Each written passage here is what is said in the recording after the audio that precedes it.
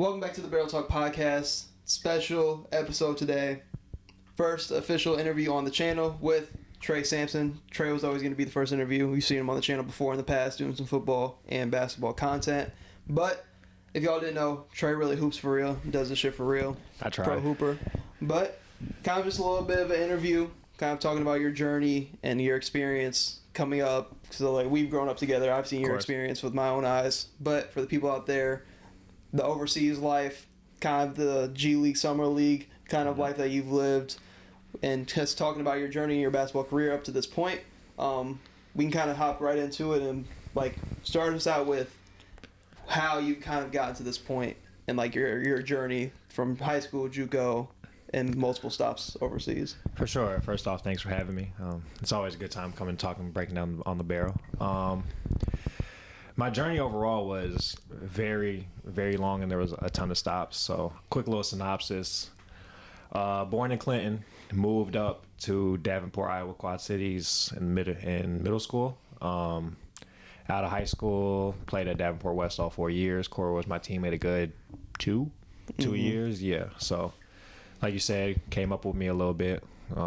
Developed a good relationship there and stuff like that. But after that, I ended up going to junior college at North Iowa Area Community College. Went there for 2 years. Our team was like 30 and like 5 1 year, and then like 31 and 3 the next year, or something like that. Fell short twice in the semifinals, unfortunately. Then after that, I ended up, after COVID, well, right when COVID started, went Division II, Northeastern State in Oklahoma. And then final year, I went to Arkansas Pine Bluff, D1 HBCU, go Lions. And then now I'm on my 4th year pro overseas. I've been to Bulgaria, Switzerland, started the G League last year, and then this most recent stop, I was in Azerbaijan. We ended up winning a championship, so got that in my resume. So, like I said, a ton of stops, ton of things. And then you're also going back to the same spot? No, I'm going to Romania. Romania? Yep. So I'm going to be playing for Targo Mures. I haven't seen none of my stuff out there yet, but it's a very good league, very professional, very great people out there. I've studied the culture a little bit, so I'm excited to go, sure.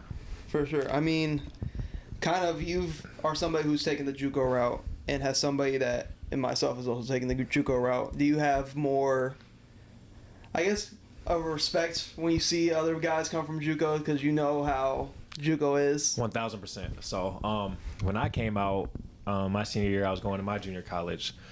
You don't know who's all going to be there because they're obviously recruiting. I had a 24-year-old over me, and he's a 24-year-old freshman in JUCO. So first opportunity wasn't the best, but I had to put my head down and keep working. And they shout out Coach Winters and Coach Mo. They helped develop me and get me to where I needed to be.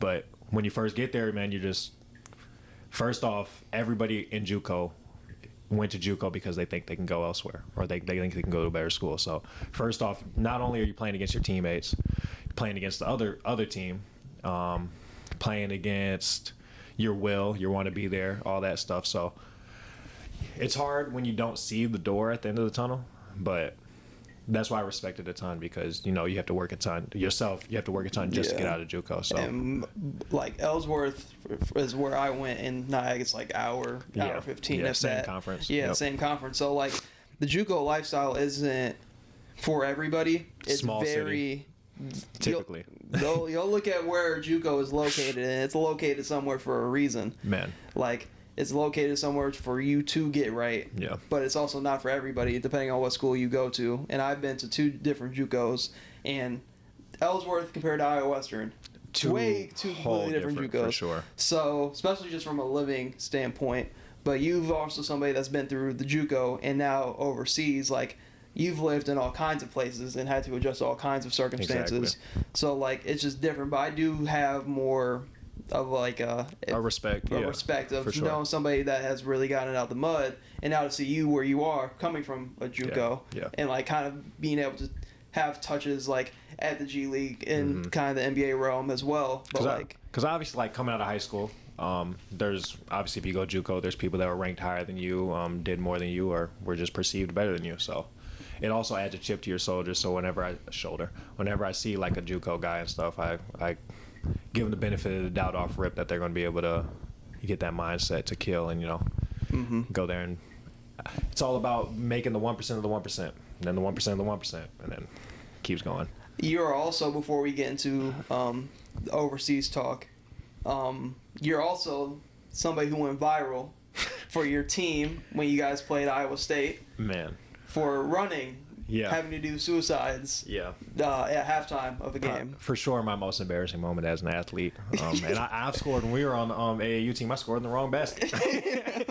But no, so our coach was a player. He was a player's coach to the T, but he was almost. It was like he was a player himself almost. So he whatever he felt like he could do, which it helped develop me. It got me where I needed to go. But he was extremely focused on discipline and building men too. So what he had talked about the day prior, you don't think coach is ever going to be serious when they say something like this. He's like, whatever y'all don't do on the court, I'm going to make y'all do during the game. You go, whatever, coach, So somebody went up for a layup. You go into crowded paint, took the layup, fell. Instead of running back on defense, one of my teammates goes and picks him up. And one of the Iowa State players, fast break, go dunk the ball. He calls a timeout right away. Y'all don't run a F and run?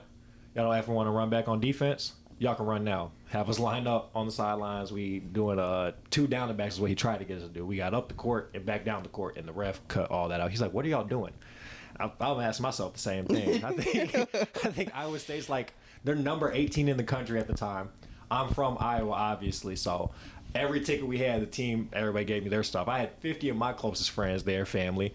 Everybody, I'm tagged on Bleacher Report, House of Highlights, whatever sports thing. They all got a couple million views. Everybody talking about it, man. But yeah, I had to turn my social media off for about a week. Because I remember, like, I was in school at this time too. Like, I just remember seeing it like on all like House of Highlights and everything else like that. I'm looking at it. I'm just like, is that Trey?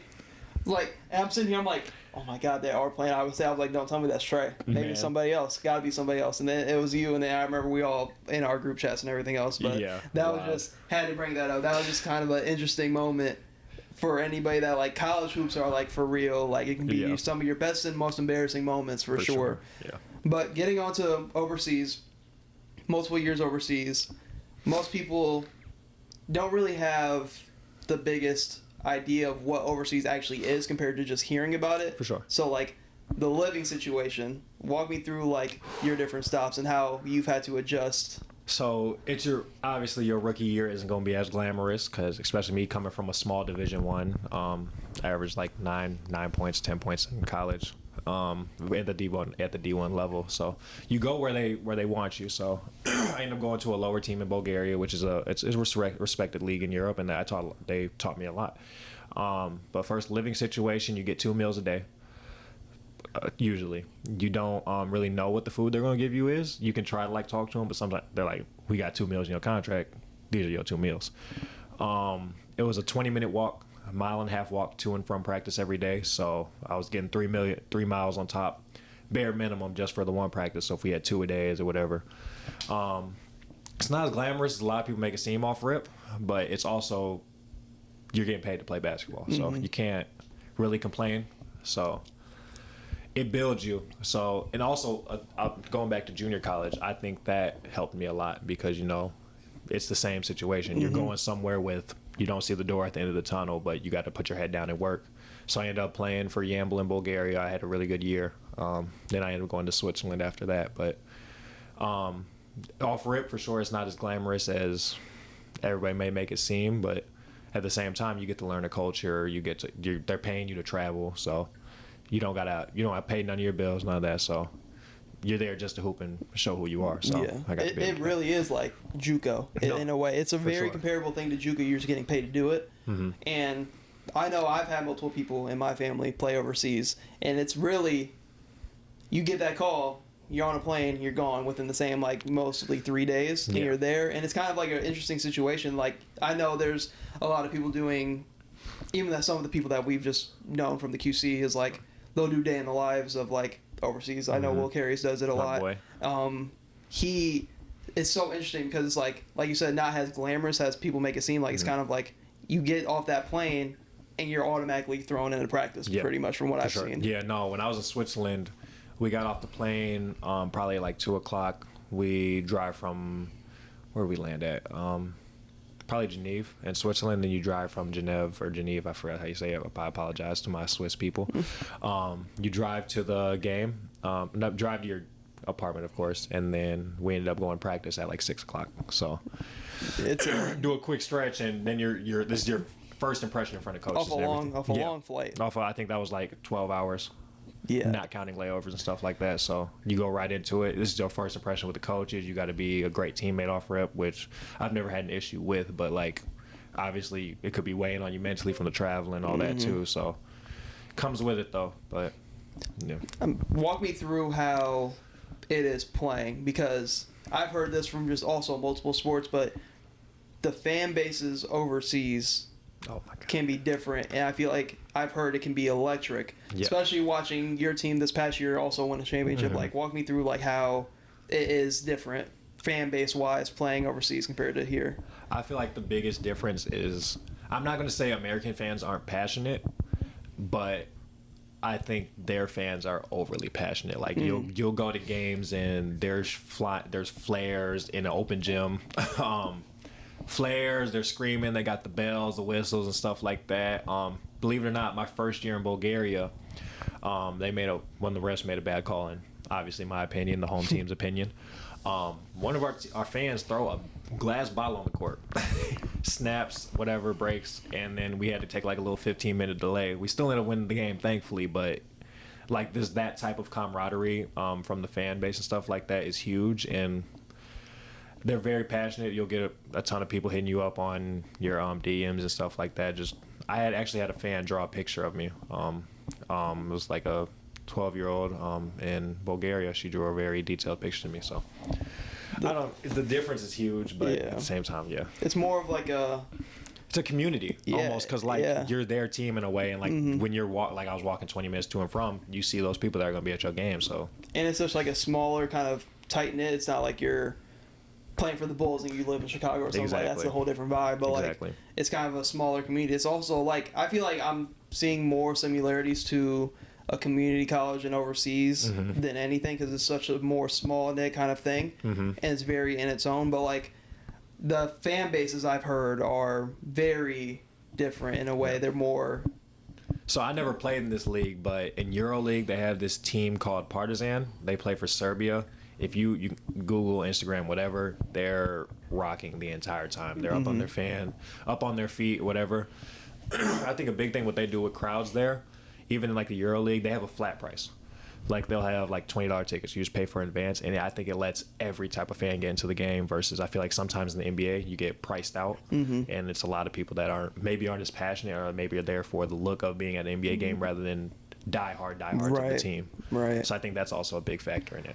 It's also just two different leagues, and comparing like the NBA is more ran, has a business, and that's kind of like every more so American sports league, and then you see like the more diehard fans have an opportunity. I think the flat prices are a really good example of like how different it can be overseas, but it's also just a whole different world over there compared to like here in the NBA. But like transitioning from the fan bases, let's talk more about the actual play of the game overseas, because the play overseas is a lot different from play over here. Definitely. So you'll see the average NBA games probably 110 plus points from each team now, because just the volume of what you shoot threes and stuff like that.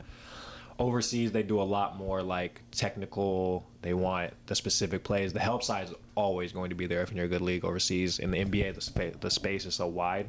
If you do a bad closeout, it's hard for that next defender to get over, especially when everybody on the court can shoot. Versus in Europe, it's gang defense everywhere you go. Every gap you try to drive or whatever, somebody's going to be there, hand in. Or if you don't have a gap in there, the coach is going to get on you bad, because games can be like 60 to 70, 70 80, stuff like that. So every possession is crucial. Every turnover is crucial. It's almost like football in a way, where every time you're coming down the court, or how they come down the field, you have to make the right decision, or you have to do the right thing, or look for the right shot. Even if, say you got somebody in front of you, you feel like you can ISO. If you ISO and you miss, now you done messed up a whole possession, and they come back. That's a swing. That's momentum. And now your teammate might not look at you the next time you come off a screen and you're open, because you looked him off doing your own thing. So one of the main things I've seen is, I guess, the development part as well, and it's another thing we can get into, is like people come up here, and you've seen it a lot in the NBA, more overseas talent come into the NBA and everything else like that. Is the developmental process, because you'll have like somebody like Luka Doncic, for example, 15, 16 years old, playing against grown men for years and years. EuroLeague MVP at 18, which is insane. Before even getting to the NBA, do you think it's, I guess, not more beneficial, but the differences between being somebody who goes the college route compared to somebody who goes like an overseas route and gets into the league from that? It's there's pros and cons to each side. I think it also depends what league you're playing in and what like country you're coming from. Like you'll see guys from Switzerland leave Switzerland to go play at like a D1 college or something like that. Forgot what's the dude's name. Plays for the Wizards. He got drafted for the Wizards. Their pick from the last draft. I know him. I'm sick, but he's from Switzerland. Shout out him. My apologies, but no, he came from Switzerland. He actually went to a college out, but versus, I think a lot of times, going back to that, on our development path as like athletes, we skip some steps because everybody's worried about being able to do the flashy highlight. Yep, exactly. And it's like our culture in AAU. It can be it comes down from the NBA. You know, it's an entertainment culture, so you're trying to do the most. Versus in Europe, they're teaching gathers, they're teaching hop steps, they're teaching to death. That's why you see somebody like Jokic, who's not super athletic or he doesn't do anything spectacular, but he reads the court and he makes the right. Well, that's spectacular in itself, but like physically spectacular. He reads the court right, makes the right read every time. His passing ability is otherworldly, because even when you go and play in places in Europe like that, sometimes it's 8, 9, 10 passes of possession just to get a shot up. So it's a different style of basketball, and they both have their pros and their cons, because like sometimes you're doing too much flashy stuff and you can get picked by a dude that's just standing there, or you don't have no flashy stuff in your bag, so you're just standing around not being able to do anything when it's your time to do your own thing, you know. Right. So it's there's a balance. For those who haven't, you can just go search on YouTube. Watch an overseas game compared to an NBA game. It's a completely different vibe, completely different pace of play. And I think another interesting, kind of piggybacking off like the development part, because we've been in the past couple years, not so much this year, but in the past couple years of Steph Curry's ruined the game of basketball, right? And you look at certain AAUs nowadays compared to back in the day, like it has changed and it is different. I think people skip a lot of steps in their basketball development. Is showing more now when you compare NBA players. Sometimes when an overseas guy like Luka comes in and like he's so much more skilled than everybody else, or like a Jokic, and there's like even some on lower levels of player that just come in and they're just so much more skilled. People do like to skip steps in the development, and it's more so I can't blame them, because if you're somebody that's unranked or unnoticed, you have to do the clips. You have to do like the entertaining stuff to get your name out there. Exactly. And if you're not doing that as an unranked guy or an unknown guy, you don't have. You slip through the cracks. Yes, you don't have outlets like your dad's a pro or like something like that. Because like you'll see a lot of our one and done guys that go to the NBA, they're missing pieces of their game, but they're drafting them purely off ceiling. And how teams evaluate and see that ceiling is by the highlight play you made. They're like, oh, he can be able to jump from this area, he can do this, that, and the third, versus somebody that did a regular layup. Doesn't look as flashy. You'll see like a 22, 23-year-old, 4 or 5 year college guy, Dalton Connect's a great example, get drafted way later than probably he would have if he had had the same type of year when he was 18 or 19. So, and we can kind of like tap into that a little bit, because it's a super interesting conversation, and me and my dad have this conversation like every draft cycle because I'm a sucker for a small guard that stayed all 4 years, that's super skilled, but like gets to the league and can't make it all the way happen. Is like, I want to talk about kind of like the G League Ignite and kind of compare it in and throw this in there because of missing parts of their game. It kind of goes into like skipping parts in the development. 2 people that I really think, I guess 3 people, Jonathan Kuminga, who obviously I've seen a lot of being a Warriors fan, who went from G League Ignite, Jalen Green, who I think would have benefited a lot because he could have went anywhere in the country coming out of high school, and Montes Buzelis. They all, when you watch them play, seem to have something missing from their game. And I think comparing it to college, if they would have went the college route, which G League Ignite at the start sounded a lot better than what it has translated out to be. I didn't like it. And now it's not even a thing anymore. I think our process was already rushed. So obviously some people are supremely talented, like they can go one and done and be cool and like fill in those gaps. But I think a lot of the times if you're the man in high school, you're a 5-star recruit or whatnot, and you're averaging 30 a game, your coach isn't worried about the help side. Right. Your coach isn't going to tell you have to be in the gap every time. And then you say you go to a Duke or something like that, and you can do bare minimum at Duke and still get drafted. Yeah. So you go there, you never really showed out at Duke, but because of your connections and who you know, who coached you, word of mouth. You got them 5 stars. Shit. So you go there, and then you never got taught how to be in the gap. You never got taught how many swing passes, or if somebody's playing you this way, do that, this, that, and the third, how screen defense, all that. So that's why it looks like, from a pure basketball standpoint, it looks crazy, but the talent is there. So it's like we make up for it as a. It's also unit. Like comparing Kuminga and Jalen Green, 2 guys that I feel like are very, very similar points in their career, to where they're just looked at as bucket getters, scorers, don't really do a whole lot outside of that. But I also always look back to why it's like that for them. And I always come back to, they both went to the G League Ignite. Could you imagine if, say, Jalen Green went to play under Coach K or Tom Izzo, one of the high-level coaches? Because he could have. Tom Izzo is a great coach. He could have went anywhere and got that development, but it seems like they're always a step behind in that process. Maybe not so much they skip steps, but I just feel like they took a route, they took a chance and a gamble. And I'm not saying the G League Ignite didn't have its benefits at times. If they're tossing you $20 million, why are you going to school for 3 years? And now it's different because of NIL. Exactly. So that's why you'll see players like, I think Archie Manning. Archie Manning just said he's going back to Texas for another year or something. But like football, obviously. But I'm saying, like, I think the NIL, like, obviously it has there's some significant downsides to it. Yes. But also I think it has to be there to keep up, especially in the sport of basketball, to keep up with how these players are. Because, like, if you're coming from nothing, and I'm not worried about development. I'm worried about money. $30 million. Right. Yeah, I'm a top 10 pick. And if I stay, now, Dalton Connect situation, if I stay 3-4 years, I'm getting drafted later. That's less money. And now it's less opportunity. So it's like, it's tough. That's a big reason why I think the G League Ignite kind of lost everything it had going for them. Because if you were a college kid, that you can go skip college, go get paid right away. And they're playing hungry people. Yes. You're playing the G League where everyone, 26, 20, 30 plus. Yeah. Like I played with Bazemore. Kent Bazemore this year. He's been to the Western Conference Finals. He played for the Lakers and all that. He's been there, done that. You got somebody like that, a real NBA vet, playing against somebody coming out of high school. I don't think you're going to do much against a dude that, been and seen everything. Exactly, So, and there's plenty of guys. Now, Kent Bazemore was the top, like, one of the G League players. Well, was, because he's getting a little older. But you got just dudes that are hungry. Like, you got tons of dudes that are there wanting to take your spot. I think it happened with Bronny last year.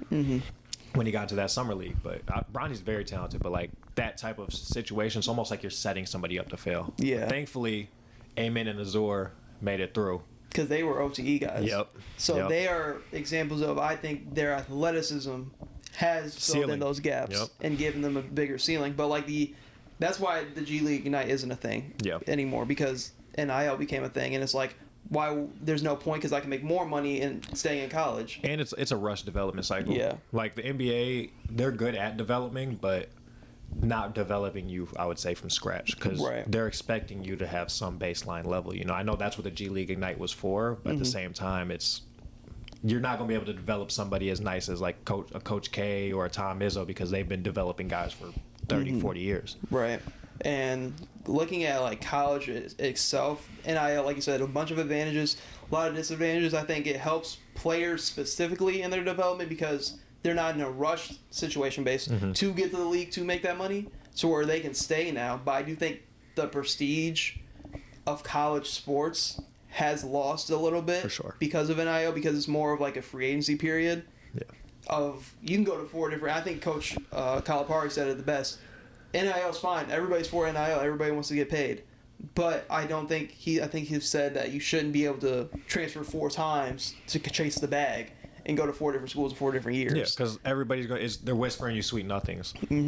So it can be the same. Like, this can go overseas, stuff like that. You can have certain agents hit you up saying they can get you this job, that job, this job, that job, because it's pretty much college is pro now. They can do this, that, and the third for you. Then you do it, but then you get to that spot and you don't perform. The same people. That's why you leave the next year, and then it's like a recurring cycle. Like, you're just trying to chase the most money or the best opportunity, and then at the end of the day, your best opportunity could have been the first place you were at. But you never know because You didn't wait people are or situations. telling you, oh, why are you here? Why are you're the second guy on this roster, you're the third guy. Come over here, make more money with us, and be the best guy. Right. Then they're telling the same person that the next year. It's replace also you've seen past couple years a lot of coaches, high level coaches, have dropped, like Saban, talking to college sports in general, Coach K, Yep. Roy Williams at UNC, like all these top coaches, veteran coaches, they're like, It's not worth it. it's not worth it, and it's completely a different environment from what they got into. And I think college sports has lost a little bit of prestige for sure because of it. But I'm glad it's there. But there does need to be, and I think it will happen eventually, more of a cap or standard on some of the NIL deals. Because you're seeing crazy money be thrown around with these college kids. My opinion on that with them coaches is it's kind of selfish. I feel like the game's giving you a ton money-wise and stuff like that. I understand it's not like it's not the best situation for you personally, but also at the same time, it feels like when they do it, they're pointing the fingers at the players. You're pointing fingers at 18, 19-year-old kids for choosing what's best for them. Yeah. And then you're going, oh, I'm wiping my hands of this. I don't want to have any other part of it. But at the same time, it helped develop you and benefits you. But when it's not how's the word for that? When it's not beneficial to you, you just drop out and go, okay, yeah, cool. Let them do it. Yeah, it's very pros and interesting. cons, like yeah, I was there's saying. a lot of pros and cons to it because if you're an 18, 19-year-old and you're getting thrown millions of dollars, you're going to take it. And they're going to throw you more money at this other school. And if you're somebody that is... People don't understand in the world of sports, not everybody is... I'm going to bring it up, the Kobe Mamba mentality. I think I heard Terrence Ross say this the best, and it's crazy how I heard him say this. It was actually in a 2K stream. And for those that don't know, Terrence Ross used to stream my team content. He said it the best that not everybody in the NBA is trying to be the best in the world. For sure. Some people are trying to get paid, and they have the ability and the athletic ability to get paid. They can do just enough. They can do just enough to get paid. And people are going to chase the bag. Not everybody's trying to be chasing GOATs, chasing top 10 player in the world. And also sometimes the NBA is going to shoehorn you into that role. Yeah. Like everybody in the NBA can go get to a bucket. That's why they're the 1% of the 1%. Like I say all the time, when you go to high school to college, 1%, JUCO, whatever, 1% of that, 1% of that, you just keep being the best in your class, and then it limits itself down. So those are the top 450 players in the world. If this guy has averaged 5 points for 2 years, or if he's a 10-minute guy comes in, nothing he does in practice is going to get him above that next guy. Right. It's just the culture of it. If this guy's making $30 million and you're making $5 million, my investments in the $30 million dude, you can kill this dude in practice every single day. They will come up to you and tell you, like, chill. Yeah. Because we don't want that guy getting hurt. I don't care what you do right now. He's playing. And you've seen it as well on your G League, Summer League stint. You weren't, like, on the team, but, like, you were working out and everything else like that. But, like, you see it on the G League level as well. They'll send a guy down just to get runs and just to get work to bring it back to the main roster. Exactly. But you're over here fighting for your job, your money. Yep. But you, because you're not making dollar X amount, don't get the same opportunity. This agent, or you don't have this agent this relationship. as well. I didn't play for this coach. It doesn't matter. It's very it's relationships. political. Yeah, politics is huge in the NBA, but it's more who you know than what you know at times. People have slipped through the cracks and made it. Don't get me wrong; they've made it out of the G League and stuff like that. But it's also like you're fighting the 1% of the 1%, and then there's favorites in the 1%. So it's like you'll get a couple guys at that maybe in every couple years.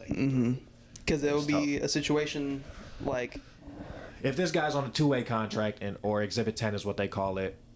Why are we worried about the guy that just slipped through? That just is like our 10th man or 9th man. It doesn't matter what he's doing, Like our G League, for example, our high GM wants to see what this guy does. So I have no control over it. Right. The second GM, the G League GM, has no control over it. The coach sometimes has no control over it. It's a really good example to kind of like put a picture on it. Is if any of you guys have seen Hustle, Adam Sandler is a scout. Yeah. He likes this certain player, player X, has a scout. But the GM, his boss, was like, no, we're going to go with this guy because I said so. Because he likes him. Because he likes him. Or he because has a relationship with the coach. Exactly. So it's so politically based, especially on that G League overseas kind of level, to where like you're not best in the world or you're not this and that. You're really just playing for a paycheck. You're just trying to get your foot in the door. Exactly. Those are so hard to do. And like kind of like asking you this is like, how important is it to have a good agent?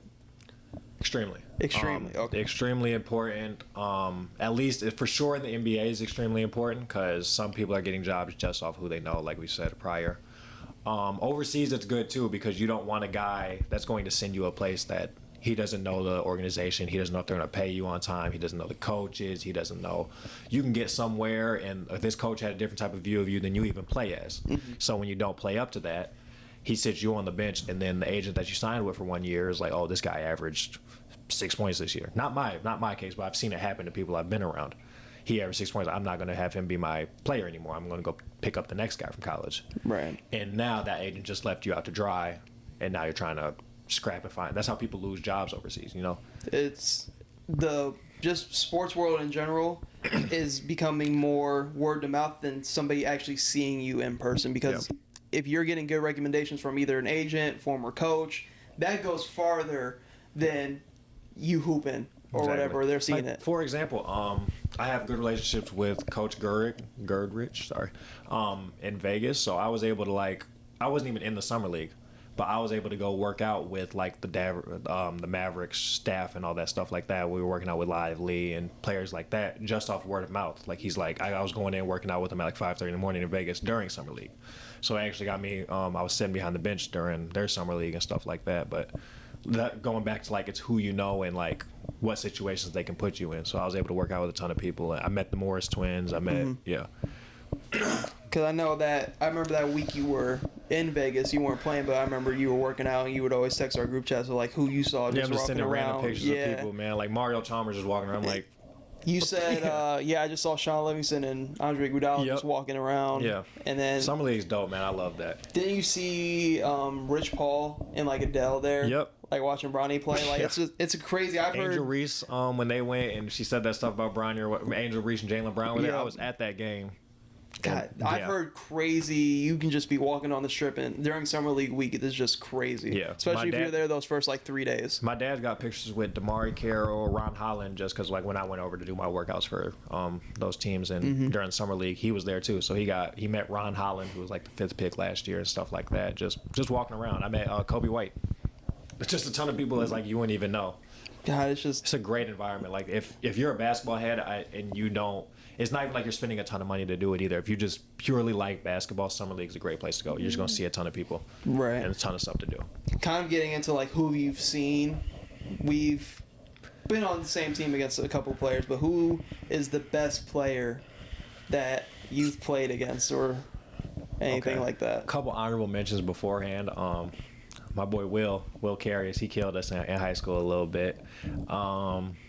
DJ Carton is up there. He was really good. He was a junior when I was a senior. Joe Wieskamp was probably the best player in our conference.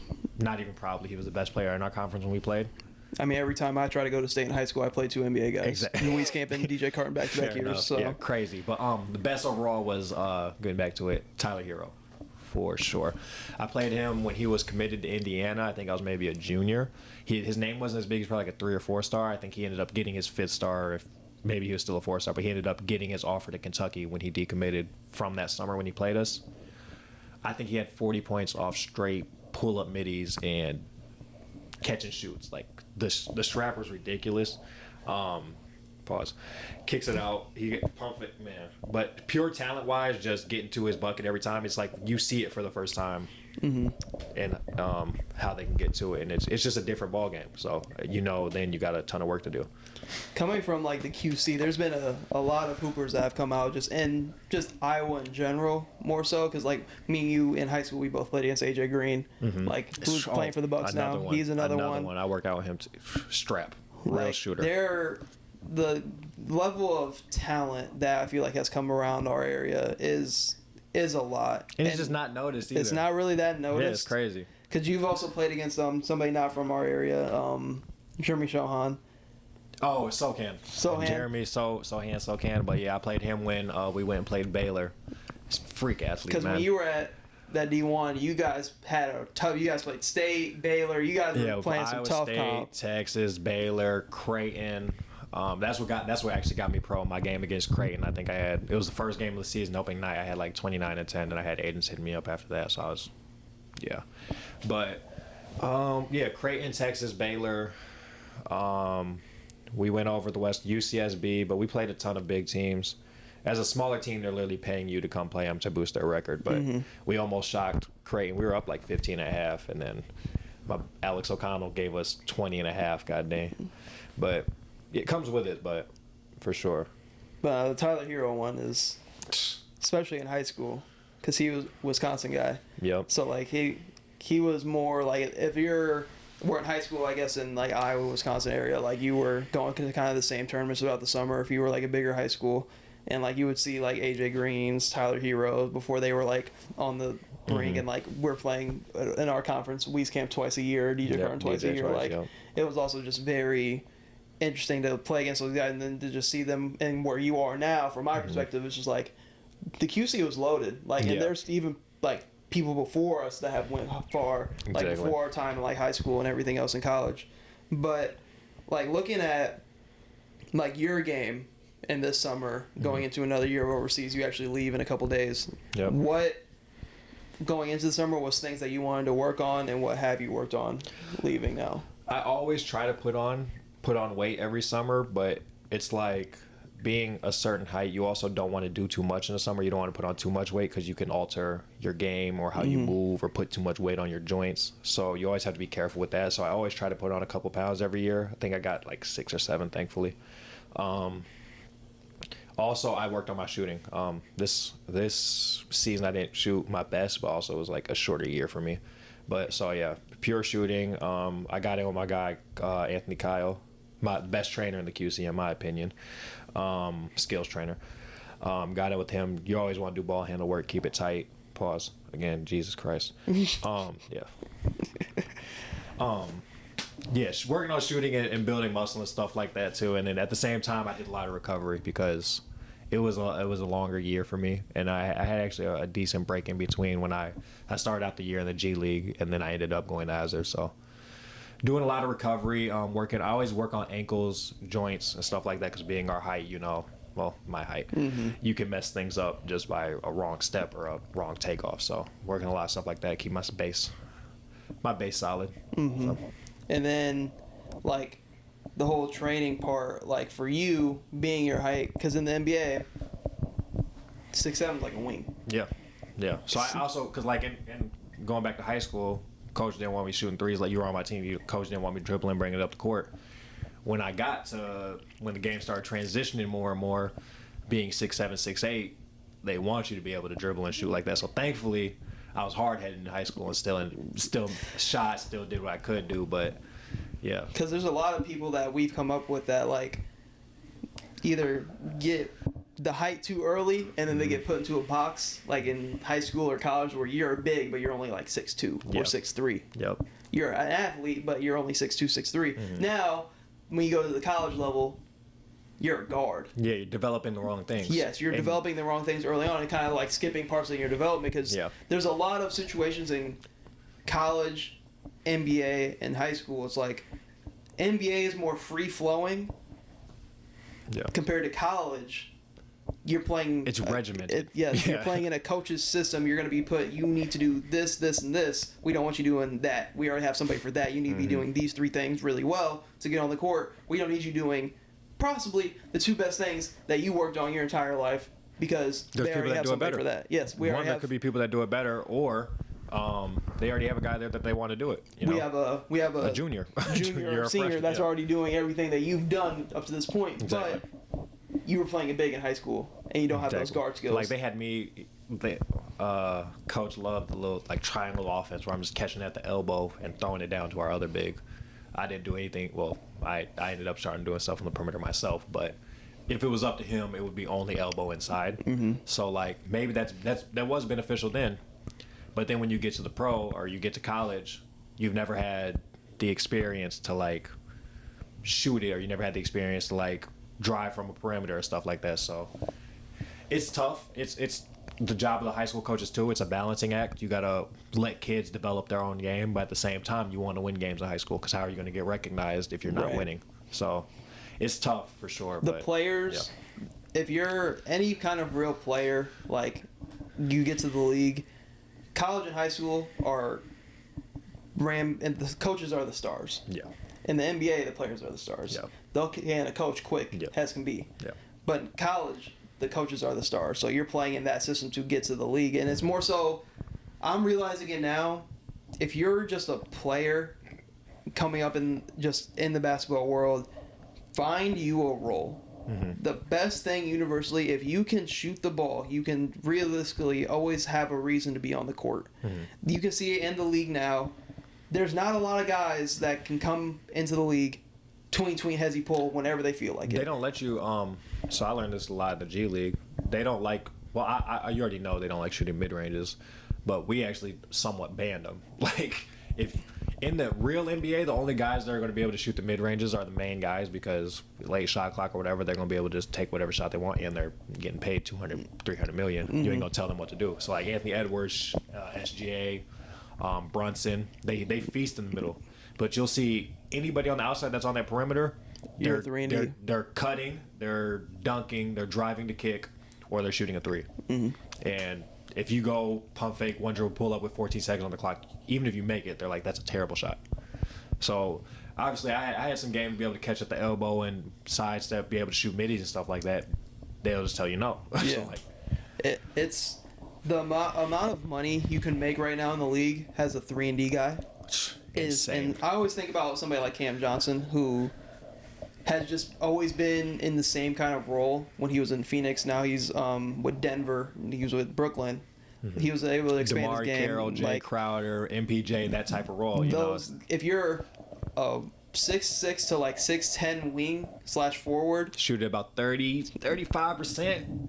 And like Michael Porter Jr. is like somebody who does get a lot of flack a little bit, but Michael Porter Jr. is somebody that can give you 17 points a game with at least 8 rebounds a game. And he's big enough to be able to guard. To not a liability on defense. So like, if for people that like are coming up, and it's hard for like if you're a smaller guard because you're already kind of playing at a disadvantage, especially with the new NBA and how everything has shifted to where like if you're a small guard, you have to either be like tenacious defensively, or you just have to be that good of a bucket, like Trey Young. You have to either be a Davion Mitchell or a Trey Young. Yeah. There's really no in between. You have to be either. The only in between is like Fred VanVleet. Yeah. Like Isaiah Thomas, for example, like he was running the league for 3-4 years, but then once he had that hip, man, he lost that half a step, and that's all it took for him to like be viewed as an entirely different player. Versus if you have somebody like 6'4", like SGA size or something like that, they're going to give you more benefit of the doubt because you have to be, if you're like a 6'1" and under, you got to be at least twice as good, twice better than the person in front of you or like the taller guards. And I was give him a shout out here. Oh, like in my opinion, the best player to ever come out of the QC. Like the only person on earth I'll say to actually give me work. Only person I'll ever say on earth to actually give me consistent work for years, CJ Carr. For sure. Somebody who I think is the most skilled player ever in the QC. How tall is he? Like 5. Give him the one they gave him the college height. Give him the college height. 5'10", realistically. But like, shout out to him because he's somebody who was undersized. For sure. Who had all the skill in the world, but got looked at from his size of not being able to. It's crazy because like play. When we say twice is better than the next guy, he genuinely was. He probably put in 3-4 times as much as the work as the next guy. I remember me being at the gym just getting shots up, and he's there, plastic bags on the basketball with gloves on his hand, just getting it in, working. Man, it's crazy. And he's an example because he is my cousin, my fam. But like there's some people that come out of the QC, and we've seen them go pretty far. No disrespect for anybody, of course, but like I see somebody get an opportunity, I'm like, so he couldn't get that opportunity because 4 inches. 4 inches in the NBA is the difference between millions of dollars. It's a closeout. Yes. It's a closeout with a hand in somebody's face, or it's being able to rotate from the corner and contest a shot. It's just. And you're seeing it now with anything. Like 3-and-Ds are everybody wants a 3-and-D. Yeah. Every team is looking for a 3-and-D guy. There's only, maybe 20, 25 guys that get the ball every possession, get a touch every possession, that you can take any shot in the world. And there's really only like a select 8 that like you're like, oh, that's really doing it for real. Yeah. So like if you're somebody that's like in college just trying to find your way, like the best thing to do is really find a role and find what you want to do really well. And I feel like that's the best way to succeed, because there's a lot of things you can work on that aren't going to translate. You got to realize what translates and what doesn't. Yeah, for sure. In the league. For sure. Because, like, when you get there, they're going to tell you, I'm obviously capable of doing whatever they've asked me to. That's my thing. I'm a utility guy. They could put me, like, I can guard the center. I can switch onto the one, whatever. When I got to the G League, they played drop defense, because that's just the best way you want to force a mid-range shot. So if I go up there and switch or something like that, it gives a mismatch onto the guard. So it's an entirely different playing style. So you got to play in between the ball handler and the big. So it's a whole different concept than even I've played drop before, but like it's not what I'm best at, being mobile. Mm-hmm. So it's like give and take. So they're going to tell you maybe they want you to just be a pick and roll guy when you can shoot the 3. Right. Maybe they want you to just be a pick and pop guy or stand in the corner when you're best being athletic. So whatever they see you as, especially when you're in the NBA, you can't tell no NBA coach, nah, I'm gonna do that. What? What? Are you crazy? But unless you're the guy, you ain't saying nothing to nobody. The guy do what he wants. Yeah. The guy show up to the team playing 30 minutes late, and everybody wait for him. But yeah, being like the 7th to 13th guy on the team, you do what the coach tells you to do, plain and simple. Yeah. But you're making millions in the case of the real NBA. But man. But last question to wrap this up. You're younger, senior year, about to go enter your college career. What is one piece of advice that you would tell young Trey Sampson going into college? Stop listening to what other people say. Only people can't tell you what they haven't done, you know. Coming out, people will tell you need to do this, that, and the third, and it could be random people from your high school. It could be random people, random coaches, honestly, because not everyone's been there. They can't tell you what you are. They can't tell you what to do. They can't put you in a box when you know you're, I don't want to say bigger than the box, but you can do more than what they are telling you to do. So biggest thing, I'll tell them to be confident in yourself. Work on your game. Wait, he's already doing that. Put on more muscle. If I could have put on more muscle, I could have. That's one thing my high school coaches was on me about. But I was more working on skill work. Mm-hmm. Maybe it was for the best. Maybe it was for the worst. I don't know, but for sure, just self-confidence and not lock out all the noise. Exactly. Just confidence and worry about the voice in your head, not others. Yeah. Because, like you said, the older I get, the more it's like. You look back on it like, I could have developed that more. I could have just not listened to this person, Yeah. But a lot of people are going to have their ideas for you, but as long as you're blocking out the noise and have the confidence in yourself, I feel like you'll be just fine. Exactly. Because there's a lot at that even point people in time, in your circle. People in your circle, they think they're telling you stuff to like help you or benefit you. When whole time they could be saying something to damage you or like Right. But there's a lot of noise, especially at that age. There's a lot of people telling you what you can't be at that point in time, especially going into college. Say you were the man in high school, going into the college scene, everybody's the man. So, like, blocking out all the noise and working on your game is always going to put you in a good spot, no matter what. Stop comparing yourself to others. That's another one. Run your own race. Yeah, because obviously there was dudes ranked ahead of me, but look where you are not now. Here no more. Right, right. So yeah, run your own race, block out the noise, and you'll be fine. Yeah. Biggest thing. But thank you, Trey. Appreciate it. First ever interview on the pod. You're always gonna be the first one. Yes, sir. Finally got it done. Man. You leave for overseas in a couple of days. Thanks for having the time to hop on the pod. For sure. And you've been on before. Possibly have you on in the future for some NBA content for sure. Definitely. But that's all we have for the Girls Talk podcast. Hope you guys tune in to future episodes.